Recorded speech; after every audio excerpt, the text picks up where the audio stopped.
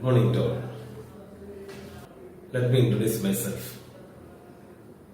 I am Anil, a faculty in Gulati Institute of Finance and Taxation, which is a public finance institute under Government of Kerala. 10 days back, I received an invitation from my best friend, Dr. Anish Shekhar, and he asked me, Anil, could you speak a topic related to Buddhism? Immediately I accepted because of two reasons. Number one, this topic is something related to Buddhism and Dhamma. Whenever we get an opportunity to speak something on Buddha or share our ideas on Dhamma, we have to accept it. That is number one. Number two, this invitation I received from Dr. Anish Shekhar, who is a very committed and dedicated academic and an activist as well. And I asked him, in which topic I should speak? He said, you should speak on identity and inclusive issues because it has some contemporary relevance. Then I said, okay. But since I am working in a public finance institute, we are doing things in a public finance framework. Means public finance is dealing with the revenue and expenditure part of government.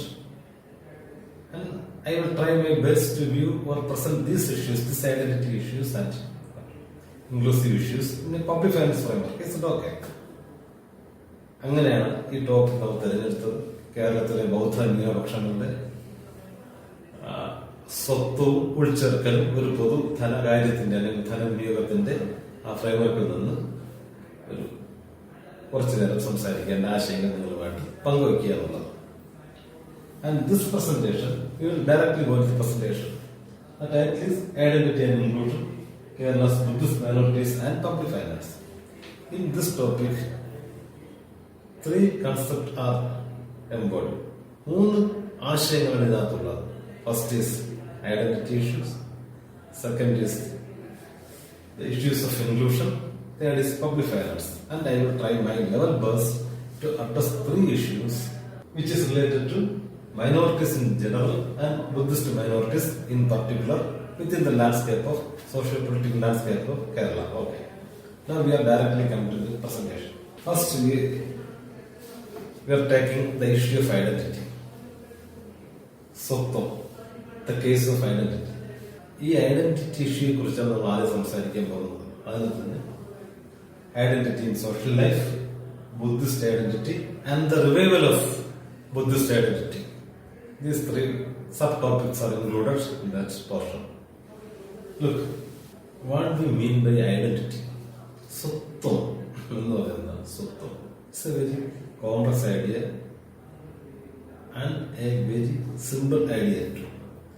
Identity, Sottam എന്ന് പറയുന്നത് it is a sense of self. ഒരാളെ കുറിച്ചുള്ള ഒരു ബോധ്യം, എനിക്ക് എന്നെ കുറിച്ചുള്ള ഒരു ബോധ്യം.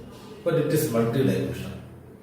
പല ഡയമെൻഷനുള്ള ഉൾക്കൊള്ളുന്ന ഒരു വ്യക്തിയെ കുറിച്ച് അയാൾക്കുള്ള ഒരു തികഞ്ഞ ബോധ്യത്തിനെ നമുക്ക് വേണമെങ്കിൽ ഐഡന്റിറ്റി എന്ന് പറയാം. ഐഡന്റിറ്റി അതൊരു കോംപ്ലക്സ് ഇഷ്യൂ ആണ്, ഒരു മൾട്ടി ഫാസറ്റഡ് ഇഷ്യൂ ആണ്. And various types of identities are there.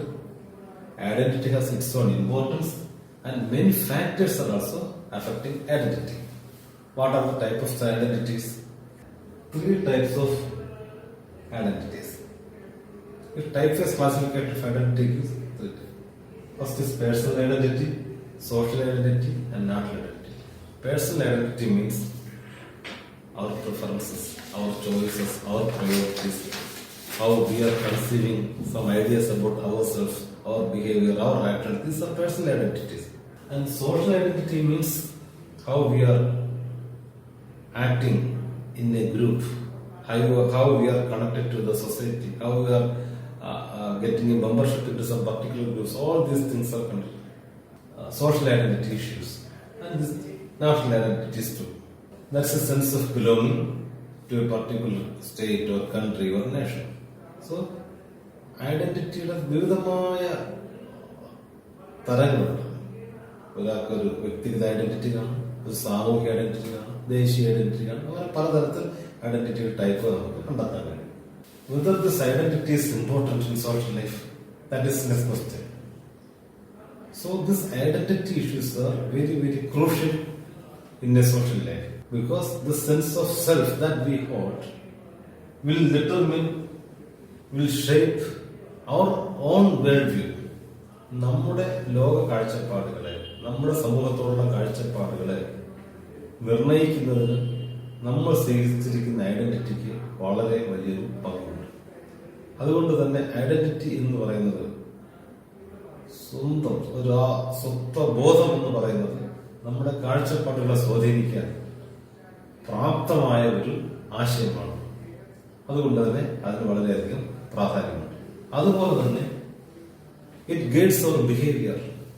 നമ്മൾ ആരോട് പെരുമാറണം, എങ്ങനെ പെരുമാറണം, ഇതെല്ലാം ഗൈഡ് ചെയ്യാൻ, നിയന്ത്രിക്കാൻ, നയിക്കാൻ ഐഡന്റിറ്റിക്ക് ഒരു സ്വാധീന ശക്തിയുണ്ട്. അതുപോലെ തന്നെ social cohesion, in which group we must associate within the society. ആരെ അടുത്ത് നിർത്തണം, ആരെ അടുപ്പിച്ച് നിർത്തണം, ആരെ അകറ്റി നിർത്തണം, ഇതൊക്കെ തീരുമാനിക്കാനും ഐഡന്റിറ്റി എന്ന് പറയുന്ന ആ ഒരു ഘടകത്തിന് നമുക്ക് കഴിയും. അതുപോലെ തന്നെ at the same time it is A source of social conflict. സമൂഹത്തിൽ ചില പ്രശ്നങ്ങൾ ഉണ്ടാക്കുന്നതിന് കാരണമായിട്ട് ഐഡന്റിറ്റി എന്ന് പറയുന്ന ഘടകം വർക്ക് ചെയ്യുന്നു. അപ്പോൾ അങ്ങനെ വളരെ വ്യത്യസ്തമായ തലങ്ങളിലുള്ള ഒരാശയമാണ് ഐഡന്റിറ്റി എന്ന് പറയുന്നത്. അതുപോലെ തന്നെ identity is not a stand alone idea. അത് ഒറ്റയ്ക്ക് നിൽക്കുന്നതല്ല. It is being affected by so many other factors. Like it may be affected by cultural factors, socialisation factors, personal experiences and group membership. So many other factors are affecting the identity system. നമ്മുടെ ഐഡന്റിറ്റിയെ നമ്മുടെ സംസ്കാരത്തിന് സ്വാധീനിക്കാൻ കഴിയും. നമ്മുടെ ഐഡന്റിറ്റിയെ നമ്മുടെ personal വ്യക്തിക്കുണ്ടാകുന്ന എക്സ്പീരിയൻസിൽ നമ്മുടെ identity നിർണ്ണയിക്കാൻ കഴിയും. അല്ലെങ്കിൽ ഐഡന്റിറ്റിയിൽ കാലാനുസൃതമായ മാറ്റങ്ങൾ വരുത്തുന്ന നമ്മുടെ പേഴ്സണൽ എക്സ്പീരിയൻസസിന് കഴിയും. നമ്മൾ ഏത് ഗ്രൂപ്പിൽ ചേരണം എന്നുള്ള തീരുമാനിക്കാൻ ഐഡന്റിറ്റി കഴിയും. അങ്ങനെ ഐഡന്റിറ്റിയെ ബാധിക്കുന്ന പല എക്സ്റ്റേണൽ ആയിട്ടുള്ള ഘടകങ്ങളും നിലനിൽക്കുന്നത്. അതുകൊണ്ട് തന്നെ ഐഡന്റിറ്റി എന്ന് പറയുന്നത് വളരെ കോംപ്ലക്സ് ആയിട്ടുള്ള ഒരു വിഷയമാണ്. പക്ഷെ അത് ഒഴിവാക്കി ജീവിക്കാൻ മനുഷ്യർക്ക് പറ്റുകയുമില്ല. Let us come to the Buddhist identity. Buddhism എന്ന് പറയുന്നത് can we consider as a separate identity. ഈ പറഞ്ഞതുപോലെ ഒരു പ്രത്യേക identity. whether Buddhism, the ideas of Buddha or Dhamma can create a separate sense of feeling, ഒരു പ്രത്യേക identity ആയിട്ട് work ചെയ്യാൻ കഴിയുമോ? As A religion, there are so many religions in the world. Within these religions, the Buddhist religion, the same time it's a religion. Some people are considered it's a religion, and at the same time it is a marga too. It's a way of living too. അപ്പോ അതും ഈ പറയുന്ന ലോകത്തെ ഒരുപാട് മതങ്ങൾക്കിടയിൽ whether Buddhism has its own identity ഉണ്ടോ? ഉണ്ടെങ്കിൽ അതെങ്ങനെ സംഭവിക്കും? ഒന്നാമതായി തന്നെ ദൈവത്തെ നിരാകരിക്കുന്നവരെ ബുദ്ധ discarded concept of God. That discarding God, that concept of discarding God itself gives a separate identity to Buddhism. ദൈവത്തെ നിരാകരിക്കുക, സാധാരണ മതങ്ങളൊക്കെ ചെയ്യുന്നത് പോലെ ദൈവത്തെ അംഗീകരിക്കുക, അല്ലെങ്കിൽ അതിനെ കേന്ദ്ര ബിന്ദുവായിട്ട് നിലനിർത്തുക, ദൈവസങ്കല്പത്തെ അതിനെ മാറ്റിക്കൊണ്ട് ദൈവസങ്കല്പത്തെ നിരാകരിക്കുന്നത് തന്നെ ബുദ്ധിസത്തിന് ഒരു സെപ്പറേറ്റ് ഐഡന്റിറ്റി മതങ്ങൾക്കിടയിൽ കൊടുക്കുന്നുണ്ട്. അതുപോലെ തന്നെ ബുദ്ധൻ മുന്നോട്ട് വെച്ച 4 നോബൽ ട്രൂത്ത്സ്, ദുഃഖമുണ്ട്, ദുഃഖത്തിന് കാരണമുണ്ട്, പരിഹാരമുണ്ട്, പരിഹാരത്തിലെത്താൻ മാർഗമുണ്ട് പോലുള്ള പഞ്ചശീലാസ്, അഷ്ടാംഗമാർഗാസ് തുടങ്ങി വിവിധമായ ആശയങ്ങൾ ബുദ്ധിസത്തിന് മതങ്ങൾക്കിടയിൽ ഒരു ഐഡന്റിറ്റി, സെപ്പറേറ്റ് ആയിട്ടുള്ള ഐഡന്റിറ്റി പ്രദാനം ചെയ്യുന്നുണ്ട്. അതുപോലെ തന്നെ അതൊരു സോഷ്യൽ കൺസ്ട്രക്റ്റും കൂടെയാണ്. ലോകത്തിലെ വിവിധ രാജ്യങ്ങൾക്കിടയിൽ, വിവിധ സംസ്കാരങ്ങൾക്കിടയിൽ ബുദ്ധിസം രൂപപ്പെടുന്നത് അതാത് പ്രദേശത്തെ ജനങ്ങളുടെ കാഴ്ചപ്പാടുകൾ, അഭിരുചികൾ, അവരുടെ താല്പര്യങ്ങൾ, അവരുടെ വീക്ഷണങ്ങൾ ഒക്കെ അനുസരിച്ചാണ്. അതിനനുസരിച്ച് നിങ്ങൾക്ക് വിവിധമായ ബുദ്ധന്റെ ചിത്രീകരണങ്ങളിലൂടെ കാണാൻ കഴിയും. ചിരിക്കുന്ന ബുദ്ധൻ, നടക്കുന്ന ബുദ്ധൻ, പല പല ഷേപ്പുകളിലുള്ള ബുദ്ധൻ, ബുദ്ധിസത്തിലുള്ള ആൾക്കാരുടെ ഇതെല്ലാം ഒരൊറ്റ കൺസ്ട്രക്റ്റില്ല, വ്യത്യസ്തമായ സോഷ്യൽ കൺസ്ട്രക്റ്റുകളിലൂടെ രൂപപ്പെടുന്നത്. അതിനെക്കുറിച്ച് നമുക്ക് അല്പം കൂടി ഡീറ്റെയിൽ ആയിട്ട് സംസാരിക്കാം. Within the Buddhism there are diverse identities. Buddhism എന്ന് പറഞ്ഞ ഒറ്റ ഐഡന്റിറ്റി അല്ല, അതിനകത്ത് തന്നെ വ്യത്യസ്തമായ തേരാവാദ, മഹായാന, ഹീനയാന, വജ്രയാന, സെൻ ബുദ്ധിസം, എത്ര ബുദ്ധിസ്റ്റ് വിചാരധാരകൾ വേണമെങ്കിൽ നമുക്കത് സൃഷ്ടിക്കാൻ കഴിയും. അപ്പൊ അതുകൊണ്ട് തന്നെ അതൊരു ഡൈവേഴ്സ് ഐഡന്റിറ്റീസ് ഉൾക്കൊള്ളുന്ന ഒരു ഐഡന്റിറ്റിയാണ്. അതുപോലെ തന്നെയാണ് ഇത്തരം ഡൈവേഴ്സ് ഐഡന്റിറ്റീസ്, ഇത്തരം വ്യത്യസ്തമായ സോഷ്യൽ കൺസ്ട്രക്റ്റുകളും എല്ലാം കൂടെ ചേർന്ന് it creates some challenges to Buddhist identity too, because these traditions may overlap. ഇതിനകത്ത് ആന്തരിക സംഘർഷങ്ങൾ എല്ലാം ഉണ്ടാകാനുള്ള കാരണം ഉണ്ടാകാം. കാരണം പലതരത്തിലുള്ള വിചാരധാരകളുണ്ട്. ആ വിചാരധാരയിൽ മികച്ചത് ഏത്, തെറ്റായത് ഏത് എന്നുള്ള തർക്കങ്ങൾ ഉണ്ടാകാം. ഇൻഡിവിജ്വൽ വേരിയേഷൻസ് വരാം. കാര്യം കലാമസുദ്ധ Buddha himself gave freedom to all to define and redefine Buddhism. ആർക്ക് വേണമെങ്കിലും ബുദ്ധിസത്തിന് അവർക്ക് അനുയോജ്യമായ ഡിഫൈൻ ചെയ്യാൻ റീഡിഫൈൻ ചെയ്യാനുള്ള സ്വാതന്ത്ര്യം ബുദ്ധിസത്തിന് അകത്ത് തന്നെയുണ്ട്. അതുകൊണ്ട് തന്നെ ഇൻഡിവിജ്വൽ വേരിയേഷൻസിന്റെ എണ്ണം വളരെ കൂടുതലാണ്. വളരെയധികം സ്വതന്ത്രമായ ഒരു വളരെ ഫ്ലെക്സിബിൾ ആയിട്ടുള്ള ഐഡിയയാണ് ബുദ്ധിസം മുന്നോട്ട് വെച്ചത്. പിന്നെ ഓരോ പ്രദേശത്തിന്റെ സോഷ്യലും കൾച്ചറുമായിട്ടുള്ള ഫാക്ടേഴ്സ് അതിനെ ബാധിക്കുന്നത് ഓരോരുത്തർക്ക് വ്യത്യസ്തമായിട്ട് തോന്നാം. അഹിംസയെ കുറിച്ചുള്ള സങ്കല്പങ്ങൾ, മാംസാഹാരം അല്ലെങ്കിൽ സസ്യാഹാരത്തെ കുറിച്ചുള്ള സങ്കല്പങ്ങൾ, ഇതെല്ലാം ഓരോ പ്രദേശത്തെ സങ്കല്പങ്ങൾ അനുസരിച്ച് അവരുടെ ചിട്ടകൾക്ക് അനുസരിച്ചുള്ള ഇഷ്യൂസ് അതിനകത്ത് രൂപപ്പെടാം. പിന്നെ ബുദ്ധിസം രൂപപ്പെട്ട ഹിസ്റ്റോറിക്കൽ കോണ്ടക്സ്റ്റ്, ചില സ്ഥലങ്ങളിൽ ഒരു വിമോചനത്തിന്റെ മാർഗമായിട്ട് ബുദ്ധിസം മാറിയത്, ചില സ്ഥലങ്ങളിൽ പ്രതിഷേധത്തിന്റെ മാർഗമായിട്ട് ബുദ്ധിസം മാറിയത്, ചില സ്ഥലങ്ങളിൽ ബോധോദയത്തിന്റെ മാർഗമായിട്ട് ബുദ്ധിസം മാറിയത്. ഇങ്ങനെയുള്ള വ്യത്യസ്തമായ ഒരുപാട് ഐഡന്റിറ്റി ഇഷ്യൂസ് അതിനകത്ത് വരാം. പക്ഷെ നമ്മളെ സംബന്ധിച്ച് ഇത്തരം കാര്യങ്ങളെല്ലാം ചർച്ചയിലിടയാക്കിയ ഒരു പ്രസക്തമായ, കേരളത്തിൽ പ്രസക്തമായ ഒരു ഐഡന്റിറ്റി ഇഷ്യൂസിലേക്കാണ് ഞാൻ ഇനി അടുത്ത് വരുന്നത്. And what is the context which provoked us to speak on Buddhist identities now? ഇപ്പോൾ നമ്മൾ ബുദ്ധിസ്റ്റ് ഐഡന്റിറ്റി സംസാരിക്കാൻ ഇടയാക്കിയ കാരണങ്ങൾ എന്തൊക്കെയാണ്? Because there is a revival of Buddhism is going on in India in general and Kerala in particular. Buddhism പതുക്കെ തിരിച്ചു വരികയാണ്. Buddhism പതുക്കെ കഴിഞ്ഞ 60-68 വർഷങ്ങളായിട്ട് ബുദ്ധിസം പതുക്കെ തിരിച്ചു വരുന്നതിന്റെ സ്പീഡ് കൂടി വരികയാണ്. അതിന് കാരണമായത് ഇന്ത്യയുടെ ഭരണഘടനാ ശില്പി ഡോക്ടർ ബാബാ സാഹേബ് അംബേദ്കറാണ്. ഒരുപാട് മഹാരഥന്മാർ അതിനു മുമ്പ് പ്രവർത്തിച്ചിരുന്നു. പക്ഷെ വളരെ പ്രകടമായ രീതിയിൽ ബുദ്ധിസത്തിനെ വളരാൻ വേണ്ടിയുള്ള ഒരു സാഹചര്യം ഈ ആധുനിക കാലത്ത് സൃഷ്ടിച്ചത് ഡോക്ടർ അംബേദ്കറാണ്. അതുകൊണ്ട് ആ ഡോക്ടർ അംബേദ്കർ സൃഷ്ടിച്ച സമകാലിക ഭാരതത്തിലെ ബുദ്ധിസ്റ്റ് റിവൈവലിന്, ആ റിവൈവലിനെ അടിസ്ഥാനമാക്കി ബുദ്ധിസ്റ്റ് ഐഡന്റിറ്റി എങ്ങനെ രൂപപ്പെടുത്തും എന്നുള്ള ഒരു ചെറിയ ഇഷ്യൂ ആണ് ഞാനിവിടെ അവതരിപ്പിക്കാൻ പോകുന്നത്. ഈ ബുദ്ധിസ്റ്റ് റിവൈവലിന് വേണ്ടിയുള്ള എല്ലാ ആശയങ്ങളും തുടങ്ങിയത് it is just started from A pledge. There were two very famous speeches by Dr. Ambedkar. ഈ രണ്ട് പ്രസംഗങ്ങളിൽ നിന്ന് നമുക്ക് വളരെ പ്രസക്തമായ രണ്ട് കാര്യങ്ങൾ നമുക്ക് കിട്ടും. ഈ ബുദ്ധിസ്റ്റ് റിവൈവലിന്റെ ഒരു പ്രോസസ് തുടങ്ങിയത് 1935 ഒക്ടോബർ 11 ഡോക്ടർ അംബേദ്കർ നാസിക്കിൽ വെച്ച് അദ്ദേഹം പറഞ്ഞു, I assure you that I will not die as a Hindu. ഞാനൊരു ഹിന്ദുവായി മരിക്കില്ല. 1936 അദ്ദേഹം പ്രഖ്യാപിച്ചു. ഇതൊരു it is not only a declaration, it's a pledge. ഇതൊരു പ്രതിജ്ഞയായിരുന്നു. He took a pledge that I will never die as a Hindu. I born as a Hindu. It is not my mistake, but I will never die as a Hindu. അദ്ദേഹം ഒരു തീരുമാനം. അതുപോലെ തന്നെ രണ്ടാമത്തെ വളരെ പ്രധാനപ്പെട്ട പ്രസംഗം in 1956 October 14th, we all know that he embraced Buddhism. And before embracing Buddhism, he wanted to convey some ideas to his followers. That's why he prepared a speech. And he wanted to deliver that speech on October 13th, 1956. But unfortunately, due to the engagements of that conversion programs, he could not deliver that speech on October 13th. And he delivered that speech on October 15th, 1956.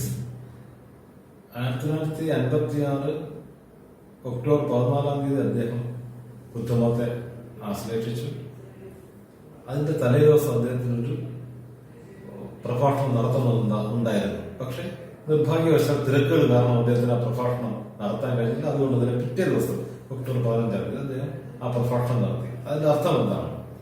He wanted to convey some specific messages to his followers. Before embracing the Buddhism, they must understand some socio-political and historical that realities.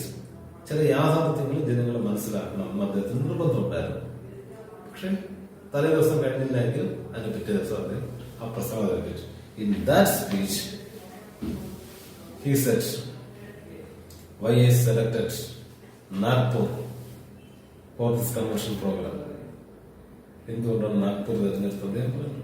ഇത് ബ്രാഹ്മണസത്തിന്റെയോ RSSന്റെയോ ഒന്നും ശക്തി കേന്ദ്രമായതോ ആസ്ഥാനമായതോ ഒന്നും കൊണ്ടല്ല. അത്തരം കാരണങ്ങൾ ഒരു ശക്തി പ്രകടനത്തിലുണ്ട്. അദ്ദേഹം തിരഞ്ഞെടുത്തത് ഒരിക്കൽ ഈ രാജ്യത്ത് നിന്ന് നഷ്ടപ്പെട്ടു പോയ ബുദ്ധിസത്തിന്റെ അല്ലെങ്കിൽ നമ്മുടെ പൈതൃകത്തിന്റെ നമ്മുടെ ഭരണ പാരമ്പര്യത്തിന്റെ വേരുകൾ പിന്നെയും തിരിച്ചു വന്നത് ഈ നാഗ്പൂരിൽ നിന്നാണ്, ഈ നാഗ് നദിക്കരയിൽ നിന്നാണ്.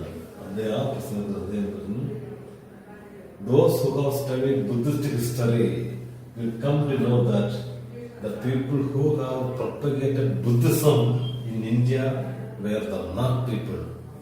ഇന്ത്യയിൽ ബുദ്ധിസം പ്രചരിപ്പിക്കാൻ വേണ്ടി ഒരുപാട് ആൾക്കാർ പണിയെടുത്തിട്ട്, എന്നാലും വളരെയധികം പരിശ്രമിച്ച ഒരു വിഭാഗം ആൾക്കാർ എന്ന് പറയുന്നത് നാഗവംശക്കാരായ ജനങ്ങളാണ്.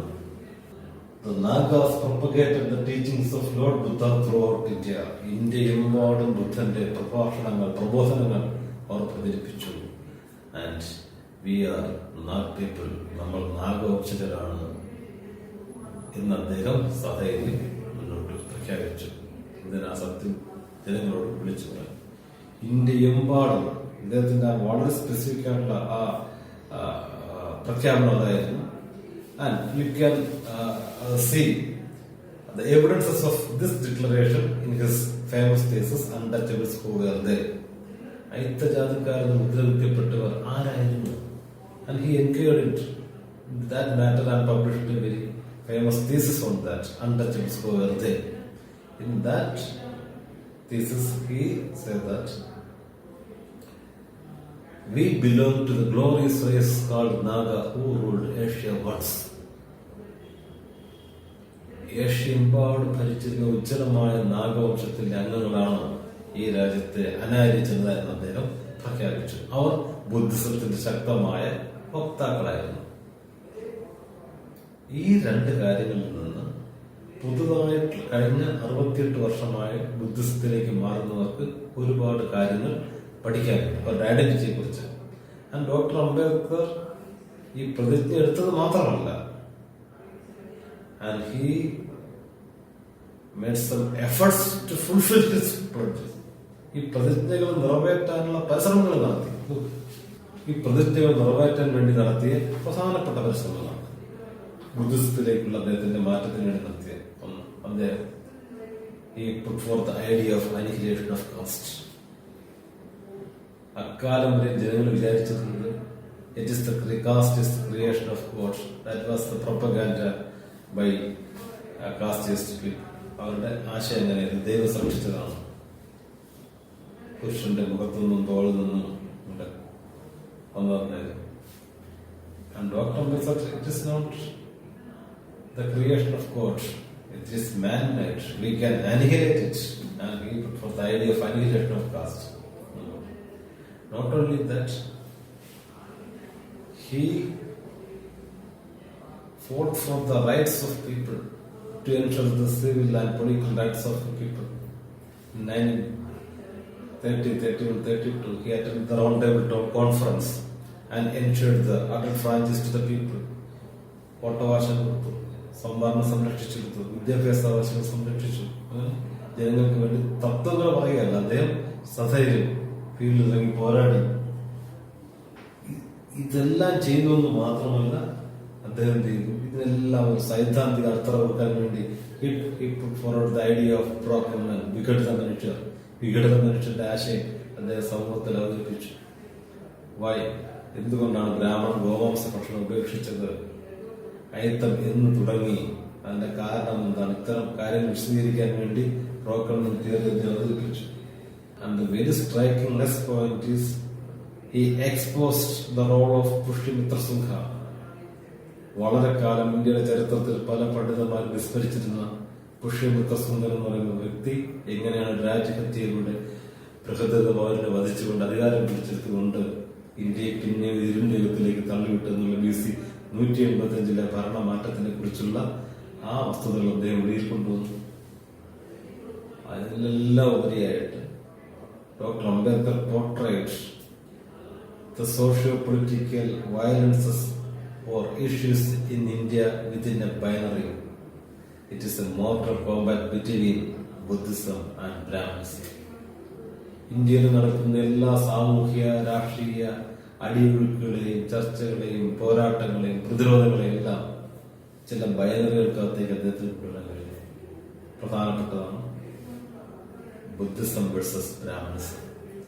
Not only that, he defined Brahmanism. In the GEP Railway Employees speech, he defined Brahmanism as the negation of the spirit of liberty, equality and fraternity. Brahmanism എന്നാൽ സ്വാതന്ത്ര്യത്തിന്റെയും സമത്വത്തിന്റെയും നീതിയുടെയും നിഷേധമാണെന്ന് അദ്ദേഹം ഒരു ഡെഫിനിഷൻ, ഒരു നിർവചനം നൽകി. And why we are calling it as a Brahmanism? Brahmins are the originators of it. അതുകൊണ്ട് മാത്രം, ഇത് ബ്രാഹ്മണൻ തുടങ്ങി വെച്ചതുകൊണ്ട് മാത്രമാണ് അതിൽ ബ്രാഹ്മൺസം എന്നുള്ള ഒരു നിർവചനത്തിൽ. എന്നിട്ട് അത് തുറന്ന് പറയുന്നത്, even though it was originated by Brahmins, it is relevant to all communities. ഇപ്പൊ അതെല്ലാ സമുദായങ്ങളിലും സമൂഹങ്ങളിലും ജനവിഭാഗങ്ങളിലും ഈ ബ്രാഹ്മണസത്തിന്റെ അംശങ്ങൾ എത്തിക്കഴിഞ്ഞു എന്നും അദ്ദേഹം പറയുന്നുണ്ട്. ബ്രാഹ്മൺസവും ബുദ്ധിസവും തമ്മിലുള്ള നീതിയും അനീതിയും തമ്മിലുള്ള സമത്വം അസമത്വം തമ്മിലുള്ള ഫൈറ്റായിട്ട് അദ്ദേഹത്തിന് ഇന്ത്യയിലെ സാമൂഹ്യ രാഷ്ട്രീയ രംഗത്തെ പ്രശ്നങ്ങൾ അവതരിപ്പിക്കാൻ കഴിഞ്ഞു എന്ന് മാത്രമല്ല, ആ ബുദ്ധിസത്തിനെ റീജുവനേറ്റ് ചെയ്യാൻ വേണ്ടി ഈ established Buddhist society of India പോലെയുള്ള ഇൻസ്റ്റിറ്റ്യൂഷൻസ് അദ്ദേഹം സ്ഥാപിച്ചു. സിദ്ധാർത്ഥ കോളേജ് സ്ഥാപിച്ചു, മിൻ കോളേജ് സ്ഥാപിച്ചു. ഇതെല്ലാം അജന്ത എലോറ ഗുഹകൾക്ക് പോലെയുള്ള പ്രശസ്തമായ ബുദ്ധിസ്റ്റ് കേന്ദ്രങ്ങൾക്ക് അടിയിൽ അതെല്ലാം സ്ഥാപിച്ചു. Not only that, he converted to Buddhism and prepared his followers to convert to Buddhism. അദ്ദേഹം സ്വന്തമായിട്ട് മാറിയല്ലേ ചെയ്തത്, പറയുക മാത്രമല്ല, അദ്ദേഹം മാറി, അദ്ദേഹത്തിന്റെ 5 ലക്ഷത്തോളം അനുയായികളെ ഒരുമിച്ച് മാറ്റി. And finally he gave us the Bible of Buddhism, Buddha and his Dhamma. ബുദ്ധത്തിന്റെ ഒരു പുസ്തകം ബൈബിൾ അദ്ദേഹം എഴുതി അദ്ദേഹം ജനങ്ങൾക്ക് നൽകി. പുതിയ കാലത്തിന് അനുയോജ്യമായ രീതിയിൽ അദ്ദേഹം ബുദ്ധിസത്തിനെ മാറ്റി എഴുതി പകർത്തി എഴുതി നമുക്ക് തന്നു. അപ്പോ all these efforts were put by Dr. Ambedkar with an intention that he wanted to revive Buddhism, create a Buddhist identity, but in a new way. ആ വഴി ഏതാണെന്നാണ് നമ്മൾ നോക്കാൻ പോകുന്നത്. ഇതാണ് നമ്മുടെ ഈ പ്രസന്റേഷനിലെ ഐഡന്റിറ്റി ഇഷ്യൂസിലെ ഏറ്റവും പ്രധാനമായിട്ട് ചർച്ച ചെയ്യാൻ പോകുന്ന വിഷയം. When we are discussing the Buddhist identity issues in the contemporary world, contemporary Kerala socio-political landscape, we have to remember all these things. When Dr. Ambedkar was tried to revive Buddhism, and what are the impacts of that conversion? First, he was trying to build a separate identity to the untouchables.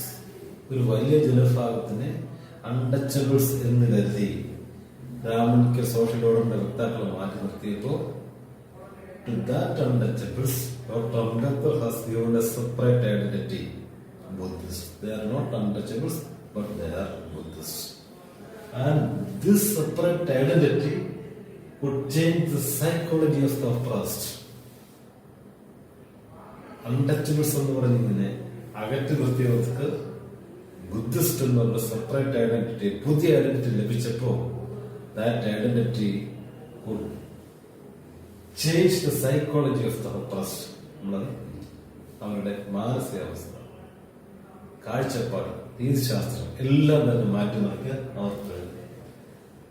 മാത്രമല്ല ആ Buddhist identity രൂപീകരണത്തിലൂടെ they can develop international relations with other Buddhist countries. മറ്റ് രാജ്യങ്ങളുമായിട്ട് ബന്ധം സ്ഥാപിക്കാനുള്ള അവസരം doctor അംബേദ്കറിന്റെ പ്രയോഗം പ്രദാനം ചെയ്തു. അതിനോടൊപ്പം തന്നെ that conversion led to the evolution of so many Buddhist institutions and Buddhist literature. Mahabodhi സൊസൈറ്റിയുടെ ബുദ്ധിസ്റ്റ് സൊസൈറ്റിയുടെ സൊസൈറ്റി ഓഫ് ഇന്ത്യ രൂപീകരണത്തോടുകൂടി ഇന്ത്യയെമ്പാടും നൂറുകണക്കിന് ബുദ്ധിസ്റ്റ് സ്ഥാപനങ്ങളും ആശയങ്ങളും പതുക്കെ ഉയർന്നു വരുന്നുണ്ട്. കേരളത്തിൽ തന്നെ ബുദ്ധക്ഷേത്ര സംഗീതി, ത്രിരത്ന ബൗദ്ധ മഹാസംഘം, ലോക അമലസാരം, നേറ്റീവ് ബുദ്ധിസ്റ്റ് സംഘം, മഹാമായ ബുദ്ധിസ്റ്റ് സംഘം, ബോധിസത്വ ധാർമ്മിക സംഘം, അങ്ങനെ കേരളത്തിന്റെ പല ഭാഗങ്ങളിലായിട്ട് നിരവധിയായ ചെറിയ ബുദ്ധ സ്ഥാപനങ്ങൾ കേരളത്തിൽ പോലും ഉദയം ചെയ്തു. മഹാരാഷ്ട്രയിലെല്ലാം വളരെ കൂടുതൽ ഉദയം ചെയ്തിട്ടുണ്ട്. അതുപോലെ തന്നെ ബുദ്ധിസ്റ്റ് സ്ഥാപനങ്ങൾ, ശ്രീബുദ്ധ എഞ്ചിനീയറിംഗ് കോളേജ് തുടങ്ങിയുള്ള സ്ഥാപനങ്ങളെല്ലാം ഉദയം ചെയ്തു. Slowly it affected on the rise of Buddhist population in India. പതുക്കെ ഇന്ത്യയിലെ ബുദ്ധിസ്റ്റ് പോപ്പുലേഷൻ ഉയർന്നു വന്നു. അപ്പോൾ ഡോക്ടർ അംബേദ്കറുടെ ആ ഒരു പ്രക്രിയ കൊണ്ട് ഇത്രയധികം വളരെ വലിയ സേവനങ്ങൾ, നേട്ടങ്ങൾ ഇന്ത്യയിലെ Buddhist ലോകത്തിനുണ്ടായിരുന്നു. The crucial question I take in this context, in relation with the identity issues of Buddhist is building the separate identity of. When we are building our separate identity, in which premises we should put our legs, in which premises we should ground our ideas. നമ്മൾ എവിടെ നിൽക്കണം, ഏത് രീതിയിൽ തുടങ്ങണം, അതുകൂടെ പറഞ്ഞ ഈ ഭാഗം അവസാനം. ഡോക്ടർ അംബേദ്കറുടെ ശ്രമഫലമായി ബുദ്ധിസത്തിലേക്ക് മാറിയ എല്ലാ ആൾക്കാർക്കും, പ്രത്യേകിച്ച് ഇന്ത്യയിലെ SC, ST, OBC വിഭാഗക്കാർക്കും Shudra വിഭാഗക്കാർക്കും they have two identities.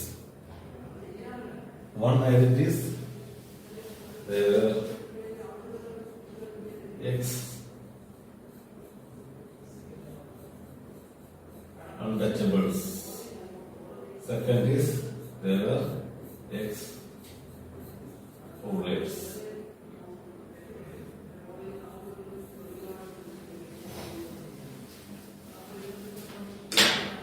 ഇന്ത്യയിലെ ഇന്നത്തെ എല്ലാ SC, ST, OBC Shudra വിഭാഗക്കാർക്കും they have two identities, past identities.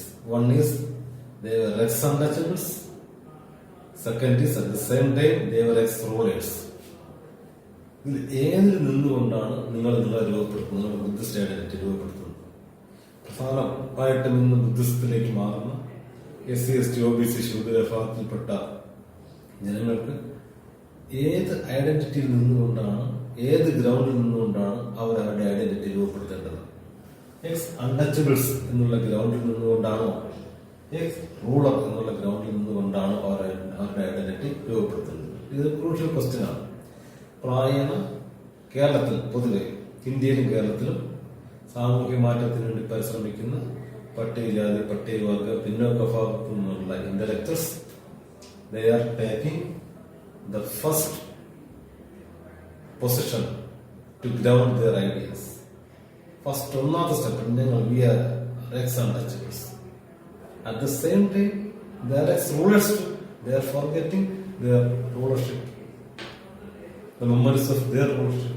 അവരവരുടെ പുരാതന പഴയകാല ഭരണ പാരമ്പര്യത്തെ മറന്നുകൊണ്ട് അവരുടെ പഴയകാല ഐക്യത്തിനെ കുറിച്ചുള്ള ഓർമ്മകൾ മാത്രം അതിൽ നിന്നുകൊണ്ട് കാഴ്ചപ്പാടുകൾ നിലനിൽക്കുന്നു. In my opinion, that perspective is absolutely wrong. Absolutely wrong. When we have two options, the first option is ex-untouchable, the second option is ex-ruler. When we are going to take the Buddhist identity, we must ground our ideas on our ex rulership, ഞാൻ പണ്ട് ഭരണാധികാരി വർഗമായിരുന്നു എന്നുള്ള ആ നിലയിൽ നിന്നുകൊണ്ട് തന്നെ പുതിയ Buddhist identity രൂപീകരിക്കുന്ന പ്രക്രിയയിലേക്ക് പോകണം എന്നുള്ളതാണ് എന്റെ കാഴ്ചപ്പാട്. നിർഭാഗ്യവശാൽ ആ കാഴ്ചപ്പാട് ഇല്ലാത്ത ബുദ്ധിസ്റ്റുകൾ കേരളത്തിലുണ്ട്. അതുകൊണ്ട് തന്നെ ഞാൻ ബുദ്ധിസ്റ്റ് പുലയനാണ്, ബുദ്ധിസ്റ്റ് ഈഴവനാണ്, ബുദ്ധിസ്റ്റ് പുലവനാണ്. ഇങ്ങനെയുള്ള സർട്ടിഫിക്കറ്റ്സ് പോലും ഗവൺമെന്റിൽ നിന്ന് വാങ്ങിച്ചവരും വായിക്കാൻ വേണ്ടി തിരക്കൂട്ടുന്ന ആൾക്കാരുണ്ട്. കാരണം they want to ground their ideas on their untouchable past. ആ ഒരു തലത്തിൽ നിന്നോട് സംസാരിക്കുന്നു. അപ്പോ ബുദ്ധിസ്റ്റ് ഐഡന്റിറ്റി ഇക്കാലത്ത് രൂപപ്പെടുത്തുമ്പോൾ എക്സ് റോഡേഴ്സ് ആയിരുന്നു എന്നുള്ള ഗ്രൗണ്ടിൽ നിന്നുകൊണ്ട് രൂപപ്പെടുത്തുന്നതാണ് ഡോക്ടർ അംബേദ്കറുടെ ഒരു ബുദ്ധിസ്റ്റ് റിവൈവൽ പ്രോസസിനെ സഹായിക്കുന്ന ഏറ്റവും നല്ല സ്റ്റാൻഡ് എന്ന് വ്യക്തമാക്കാനാണ് ഞാൻ ഈ ഘട്ടത്തിൽ ആഗ്രഹിക്കുന്നത്. നമുക്കിനി ഇൻക്ലൂഷന്റെ ഇഷ്യൂസിലേക്ക് വരാം. ഇൻക്ലൂഷൻ എന്ന് പറയുന്നത്, ഉൾച്ചേർക്കൽ എന്ന് പറയുന്നത്, it is A political statement. അത് രാഷ്ട്രകാര്യ സംജ്ഞയാണ്. സമൂഹത്തെ പ്രധാനമായിട്ട് വികസന പ്രക്രിയയുമായിട്ട് ബന്ധപ്പെട്ട ഒരു സബ്ജക്റ്റാണ് ഇൻക്ലൂഷൻ എന്ന് പറയുന്നത്. വികസന പ്രക്രിയ ചേർത്ത് പിടിക്കുക. ആ ചേർത്ത് പിടിക്കൽ ഇന്നത്തെ കാലഘട്ടത്തിൽ വളരെ വളരെ അത്യന്താപേക്ഷിതമായ ഒരു ഘടകം കൂടിയാണ്. ആ ചേർത്ത് പിടിക്കുക, ഉൾക്കൊള്ളുക, വികസന പ്രക്രിയ ഉൾച്ചേർക്കുക എന്നുള്ള ആശയം മനസ്സിലാക്കണമെങ്കിൽ എക്സ്ക്ലൂഷൻ, ഒഴിവാക്കുക എന്നുള്ള ആശയത്തിന്റെ ബാക്ക്ഗ്രൗണ്ടിലൂടെ നമ്മുടെ മനസ്സിലാക്കണം. ഒഴിവാക്കുക എന്നുള്ള പ്രോസസ്, വികസന പ്രക്രിയയിൽ നിന്ന് ജനങ്ങളെ ഒഴിവാക്കുക. ഈ ഒഴിവാക്കുന്ന പ്രക്രിയ ഇന്ത്യയിൽ വളരെ ശക്തമാണ്. In BC 185 when പുഷ്യമിത്ര സംഘ took the power, പുഷ്യമിത്ര സംഘം അധികാരം പിടിച്ചെടുത്തപ്പോൾ he made 4 rules. First, he denied the education, he denied acquiring wealth, he denied wearing decent dress, he denied using arms. അങ്ങനെയുള്ള 4 നിയമനിഷേധങ്ങൾ അദ്ദേഹം കൊണ്ടുവന്നത് ആ പ്രക്രിയയിൽ ജനങ്ങളെ എക്സ്ക്ലൂഡ് ചെയ്തു. വിദ്യാഭ്യാസം ആർജിക്കരുത്. Why he denied education? Because education has the power to make us think. It will give the capacity to think. Education gives the capacity to think. ആരും ചിന്തിക്കരുത്. അതുകൊണ്ട് എന്ത് ചെയ്തു? ഈ cut the education. ആയുധം ധരിക്കരുത്. ആയുധത്തിന് എന്ത് ചെയ്യാൻ കഴിയും? നമ്മളെ രക്ഷിക്കാൻ കഴിയും, നമ്മുടെ അന്തസ്സ് സൂക്ഷിക്കാൻ കഴിയും. സോ ഈ എൻഫോഴ്സ് കംപ്ലീറ്റ് ഡിസർവ്മെന്റ്, അത് ആയുധ നിഷേധത്തിലൂടെ അതിന് അവസാനിപ്പിച്ചു. വസ്ത്രം ധരിക്കരുത്, ഡീസന്റ് ആയിട്ട് വസ്ത്രം ധരിക്കരുത്, പൊതുവഴി ഉപയോഗിക്കരുത് തുടങ്ങിയ നിഷേധങ്ങൾ, എക്സ്ക്ലൂഷൻ. ഈ എക്സ്ക്ലൂഷനെതിരെയാണ് ഇൻക്ലൂഷൻ എന്ന് പറയുന്ന പോളിസി. അവസരങ്ങളിൽ, പിന്നെ അവകാശങ്ങളിൽ, എല്ലാത്തിലും എല്ലാവരെയും ചേർത്ത് പിടിക്കാനുള്ള ആശയത്തിലേക്ക് കൊണ്ടുവന്നത്. ഈ കാണിച്ചിരിക്കുന്ന ടേബിൾ നിതി ആയോഗിന്റെ 2022 ഒക്ടോബറിൽ ഇറങ്ങിയ സോഷ്യൽ ഇൻക്ലൂഷൻ റിപ്പോർട്ടിൽ നിന്നുള്ളതാണ്. In this report, they are asking a particular question: who are the excluded communities in India? And they are saying, who are the socially excluded communities in India? Look, scheduled caste, 16.6%, they are excluded. Scheduled tribes, 8.6%, they are also excluded.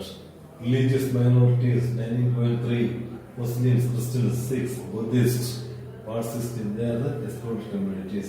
Other vulnerable groups, OBCs, and senior citizens, denotified tribes, and so many other categories are there. So, around 85 to 90% of the total Indian population are excluded in the development process. This is the report published by Government of India, Niti Aayog, in 2022 October. So this is the situation. In India, majority of the people are excluded from the development process. In this context, we are speaking about the inclusive issues of minorities in general and the Buddhist in particular. ഈ inclusion തന്നെ പല പല പല dimensions ഉള്ള ഒരാശയമാണ്. We are trying to ensure all the civil, political and economic rights to everybody irrespective of their religion, irrespective of their caste, irrespective of their birth, irrespective of their language, irrespective of their gender. We are providing everything, all opportunity to all. ഇൻക്ലൂഷൻ്റെ ഏറ്റവും മനോഹരമായ ഒരു theoretically മനോഹരമായ ഒരു ആശയം. അതുതന്നെ പല ടൈപ്പിലുണ്ട്. Social പ്ലാനിൽ it provides the opportunity to involve with all social platforms with equal rights. Economic inclusion, it provides the equal opportunity to involve in all economic activities. It provides equal opportunity to involve in all political activities and political platforms. It provides an opportunity to involve in all cultural activities. എല്ലായിടത്തും കൊടുക്കുന്നില്ല, പലതരത്തിലുള്ള ടൈപ്പിലുള്ള inclusive activities ഉണ്ട്. അതുപോലെ തന്നെ if we are practising inclusion it will promote social justice. സമൂഹത്തിൽ നീതി ഉറപ്പാക്കണമെങ്കിൽ we have to accept the inclusive policies individually and collectively as well, and it will enhance economic growth. Because ഇന്ത്യയിൽ വളരെ വലിയൊരു working population ഈ നേരത്തെ കണ്ട explored കമ്മ്യൂണിറ്റിക്കകത്തുണ്ട്.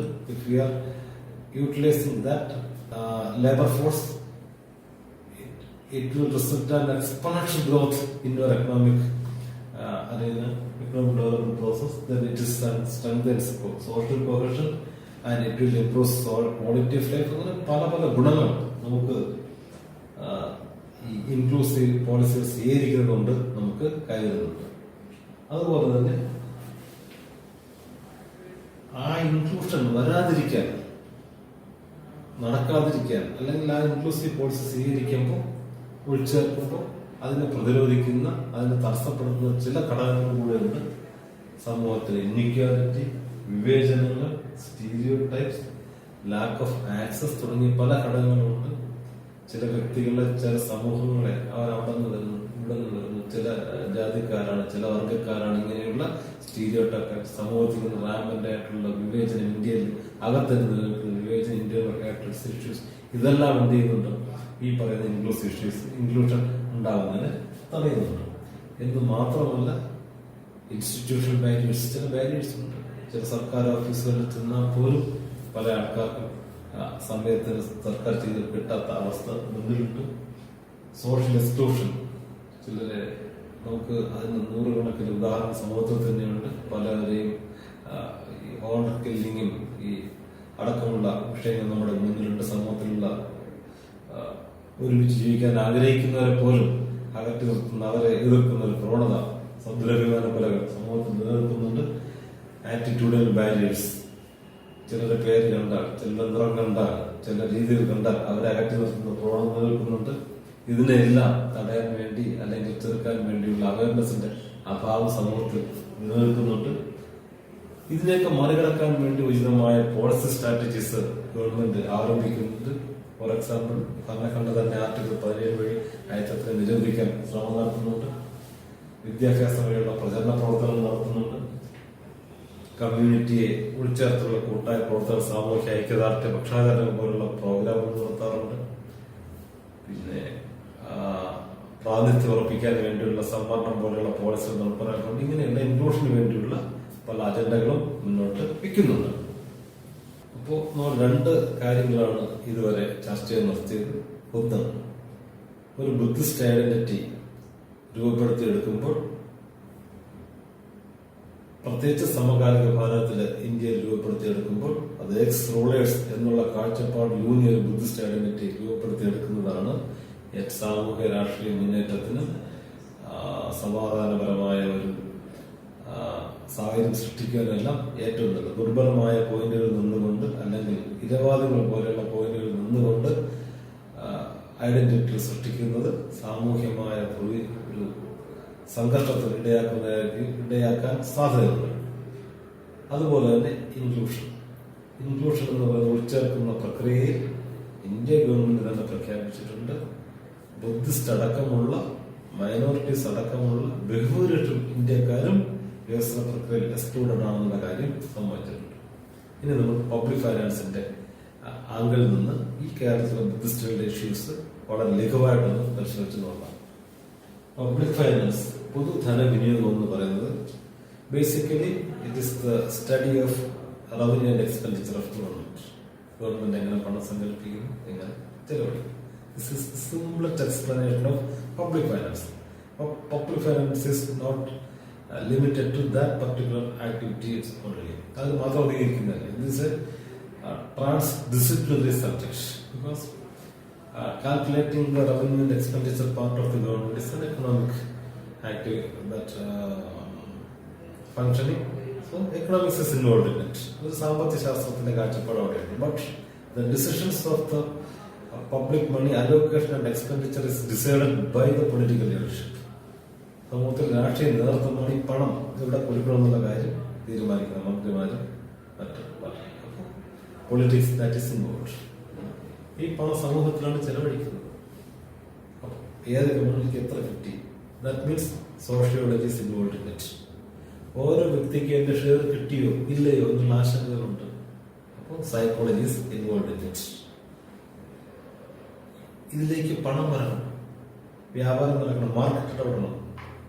Obviously, commerce is involved in it. This public finance is working within a legal framework. അപ്പോൾ law അതിൽ involve ആണ്. അങ്ങനെ വ്യത്യസ്തമായ ഡിസിപ്ലിൻസ് ഇൻവോൾവ് ചെയ്ത ഒരു സബ്ജക്റ്റാണ് പബ്ലിക് ഫൈനാൻസ് എന്ന് പറയുന്നത്. ഈ രാഷ്ട്രീയത്തിന്റെയും രാഷ്ട്രകാര്യത്തിന്റെയും ധനകാര്യത്തിന്റെയും പ്രധാന ലക്ഷ്യം പബ്ലിക് ഫൈനാൻസിന്റെ ആസ്പെക്ട് ജനങ്ങൾക്ക് we have to provide their own share to them for their development and growth. എല്ലാ വ്യക്തികൾക്കും ജനങ്ങൾക്കും അവരുടെ വികസനത്തിനും അവരുടെ ഐശ്വര്യത്തിനും വേണ്ടിയുള്ള അവരുടെ വിഹിതം അവർക്ക് ഒരു പണം കാൽക്കുലേറ്റ് ചെയ്യുന്ന ഒരു മാർഗം മാത്രമല്ല public finance. It is A tool for social transformation especially in A developing country concept. ഒരു വികസിത രാജ്യമെന്ന നിലയിൽ ആ കൺസെപ്റ്റിൽ നമ്മൾ ചിന്തിക്കുകയാണെങ്കിൽ സാമൂഹ്യ മാറ്റത്തിന് വേണ്ടി ഭംഗിയായിട്ട് പ്രവർത്തിക്കാൻ കഴിയുന്ന ഒരു ഉജ്ജ്വലമായ ഒരു ടൂളാണ് പബ്ലിക് ഫൈനാൻസ് എന്ന് പറയുന്നത്. അതിന്റെ കീ കൺസെപ്റ്റുകളെല്ലാം നമുക്കറിയാം. പബ്ലിക് ഫൈനാൻസ് റവന്യൂ ആണ്, എക്സ്പെൻഡിച്ചർ ആണ്. ടാക്സിലൂടെയും നോൺ ടാക്സിലൂടെയും ഗ്രാന്റിലൂടെയും എല്ലാം പണം വരുന്നു. എക്സ്പെൻഡിച്ചർ, ക്യാപിറ്റൽ എക്സ്പെൻഡിച്ചർ ആണ് എക്സ്പെൻഡിച്ചറായിട്ട് മാറ്റി അതിനെ പോകുന്നത്. കേരളത്തിലാണ് പ്ലാൻ, നോൺ പ്ലാൻ എന്നുള്ള രീതിയിലേക്കുള്ള ക്ലാസിഫിക്കേഷനിലെല്ലാം അത് ചെലവാക്കപ്പെടുന്നത്. Taxation, expenditure, budgeting, physical policy തുടങ്ങിയുള്ള പല വിഷയങ്ങളും നമ്മുടെ കൈകാര്യം ചെയ്യുന്നുണ്ട്, പബ്ലിക് ഫൈനാൻസ് കൈകാര്യം ചെയ്യുന്നുണ്ട്. നമ്മളെ സംബന്ധിച്ച് പ്രധാനപ്പെട്ട ഒരു വിഷയം എന്ന് പറയുന്നത് whether each and every community are getting there due share. എല്ലാവർക്കും അവർക്ക് കിട്ടേണ്ട വിഹിതം കിട്ടുന്നുണ്ടോ ഇല്ലയോ. കമ്മ്യൂണിറ്റിക്ക് മാത്രമല്ല, ഇൻഡിവിജ്വൽസിന്. കേരളത്തിലെ ബുദ്ധിസ്റ്റ് മൈനോറിറ്റിയെ സംബന്ധിച്ച് അത് പ്രസക്തമാണ്. അവർക്ക് കിട്ടേണ്ട ഷെയറും വിഹിതവും അവർ വികസന പ്രക്രിയയിൽ whether they are included it in or not, ആ ഇൻക്ലൂഷൻ മെഷർ ചെയ്യാൻ പറ്റുന്ന നല്ലൊരു പാരാമീറ്ററാണ് public finance framework. If government has an inclusive policy, how we can say that the inclusive policy is practically working or not, and we can use the public finance parameters to establish or re-establish the fact that whether these inclusive policies are working or not. നിങ്ങളെ ഉൾച്ചേർക്കുന്നു എന്ന് പറയുമ്പോൾ ചേർത്തിട്ടുണ്ടോ ഇല്ലയോ എന്നൊക്കെ അറിയാൻ വേണ്ടി ഉപയോഗിക്കാൻ കഴിയുന്ന ഒന്നാം തരം പാരാമീറ്റേഴ്സ് ആണ് പബ്ലിക് ഫൈനാൻസ് പ്രൊവൈഡ് ചെയ്യുന്നത്.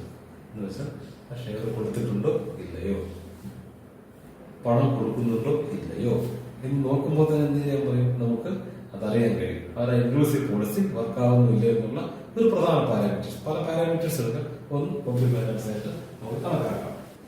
ഇത് കേരളത്തിലെ ബുദ്ധിസ്റ്റ് പോപ്പുലേഷനാണ്. ഇത് slowly rising, but we can see it as per according to the census 2011, Kerala's Buddhist population is only below 5,000. That means 0.014% is the population rate of Buddhist in Kerala. In all India, it is 0.7%. But from the 2000 in 1991, it was to 223. In 2011, after 20 years, it is 4,752. അത് 91 സെൻസസിൽ 223 പേര് record ചെയ്തോളൂ. പക്ഷേ 2020 വർഷം കഴിഞ്ഞപ്പോൾ 4,782 വളരെ വലിയൊരു growth അവിടെ കാണുന്നു. പക്ഷെ ആളുടെ എണ്ണം കുറവാണെന്നേ ഉള്ളൂ. പക്ഷെ ഒരു ആൾക്കാർ കൂടുതലായിട്ട് ബുദ്ധിസത്തിലേക്ക് ചേരുകയും ബുദ്ധിസ്റ്റാണെന്ന് അടയാളപ്പെടുത്തുന്നത് കൂടി കൂടി വരികയാണ്. ഇത് Buddhist population in Kerala district vice നമുക്കറിയാം. ഇതൊരു ജസ്റ്റ് ഡീറ്റായിട്ടാണ്. നമുക്ക് കണ്ണൂർ ഡിസ്ട്രിക്റ്റിലാണ് ഏറ്റവും കൂടുതൽ ബുദ്ധിസ്റ്റ് പോപ്പുലേഷൻ ഉള്ളത്. 23.5% ബുദ്ധിസ്റ്റുകൾ Kannur population, followed by Ernakulam district. Kannur, Ernakulam, Kasaragod, Kottayam, Wayanad ഇങ്ങനെ വരികയാണ് ബുദ്ധിസ്റ്റ് പോപ്പുലേഷൻ. 4,782 പേരേ ഉള്ളൂ, 1000 താഴെ ഉള്ളൂ. പക്ഷെ ബുദ്ധിസ്റ്റ് അനുഭാവിന്റെ എണ്ണം വളരെ കൂടുതലാണ്. വളരെ ചെറിയൊരു പോപ്പുലേഷൻ, 1000 താഴെ. Do governments have any particular programs for Buddhist minorities? Buddhist minority include ഈ അധിവാസന പ്രക്രിയ എന്തെങ്കിലും ഉണ്ടോ? നമ്മുടെ മൈനോറിറ്റി ഡിപ്പാർട്ട്മെന്റിന്റെ കീഴിൽ, വെൽഫെയർ ഡിപ്പാർട്ട്മെന്റിന്റെ കീഴിൽ കുറച്ച് സ്കീമുകളുണ്ട്. ഇതാണ് ആകെക്കൂടെ മൈനോറിറ്റി വെൽഫെയറിനുണ്ട്. മൈനോറിറ്റി വെൽഫെയറിനുണ്ട്. അതിനകത്ത് തന്നെ ബുദ്ധിസ്റ്റ് മൈനോറിറ്റിക്ക് വേണ്ടിയുള്ള എക്സ്ക്ലൂസീവ് സ്കീംസ് ഒന്നും തന്നെ ഇല്ല. The allocation and physical achievements are very, very minimal. In 2020 to 23, 53 crores were spent for all minorities, including Buddhists. And the number of beneficiaries were 875. 875 പേർക്കാണ് ഈ 22-23 ആകെ ഗുണഫലം കിട്ടിയിട്ടുള്ളത്. അത് 50 കോടിയിൽ താഴെയുള്ള ഒരു 53 കോടിയുടെ രൂപ. 23-24 183 പേർക്ക് കിട്ടിയിട്ടുള്ളൂ. അത് 2023 സെപ്റ്റംബർ വരെയുള്ള കണക്കുകളാണ്. 14 കോടി രൂപയോളം ചെലവഴിച്ചിട്ടുണ്ട്. അപ്പോൾ വളരെ ചെറിയൊരു തുകയാണ്, വളരെ കുറച്ച് പേർക്കുള്ളതാണ്. ആകെ മൈനോറിറ്റി ഡിപ്പാർട്ട്മെന്റ് ചെലവഴിക്കുന്നത് തന്നെ ബുദ്ധിസ്റ്റ് മൈനോറിറ്റിയുടെ സെപ്പറേറ്റ് കണക്ക് എന്റെ കയ്യിൽ കിട്ടിയില്ല. വളരെ വളരെ കുറവായിരുന്നു. ഇതിനകത്താണ് ബുദ്ധിസ്റ്റ് മൈനോറിറ്റി വരുന്നത്. ഒരു മൈക്രോസ്കോപ്പിക് മൈനോറിറ്റി എന്ന നിലയിൽ now we are going to examine their representation in various fields. Look, their political representation, policy making, resource allocation process. Do they have due representation?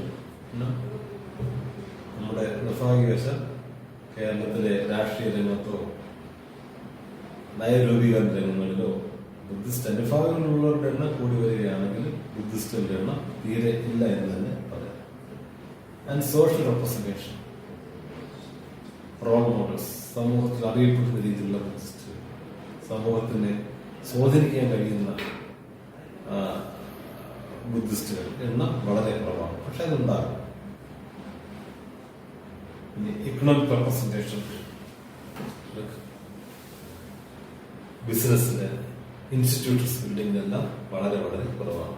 ഇപ്പോൾ ശ്രീബുദ്ധ എഞ്ചിനീയറിംഗ് കോളേജ് കൊല്ലത്ത് ശശികുമാർ സാറിന്റെ നേതൃത്വത്തിലൊക്കെ അങ്ങനെ ഏതാനും സ്ഥാപനങ്ങളല്ലാതെ വിദ്യാഭ്യാസ സ്ഥാപനങ്ങളാട്ടെ വളരെ വളരെ കുറവാണ്. ആ ഇക്കണോമിക് രംഗത്തും വളരെയധികം പ്രസന്റേഷനില്ല. ലീഗൽ സിസ്റ്റംസ് ആൻഡ് മീഡിയ അതിൽ വളരെ വളരെ ബുദ്ധിസ്റ്റുകളുടെ പ്രാതിനിധ്യം കുറവാണ്.